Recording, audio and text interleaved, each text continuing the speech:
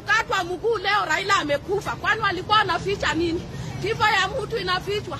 Ugonjwa inafichwa. Madamida na kuuliza, utuambia kifo ya baba. Utuambia na kifo ya baba. Hatutakubaliana na wewe mama yetu. Ulituambia baba ameenda India kuogelea. Baba ameenda kupumzisha akili. Kenya ilikuwa imejaa maneno mengi. Inafuata aje leo baba amelala? Inafuata aje leo Raila hayuko? Baba leo hayuko aje? Hapa tutaelewana na wewe. Jana juzi Obura aliongea ati baba anaingia leo. Baba anaingia leo Siaya. Mkutano iko Siaya. Jana iko Siaya. Inaongoja baba. Leo inafuata aje ati baba amekufa? Raila amekufia nani? Raila ameua nani? Unamaliza baba amefanya nini? Mtetezi wa wanyonge huyu amekosa nini? Baba amekosa nini? Ambao sasa wanamfanya hivi. Kwa nini mnamaliza baba? Kwa nini hamkutuonyesha hata siku moja?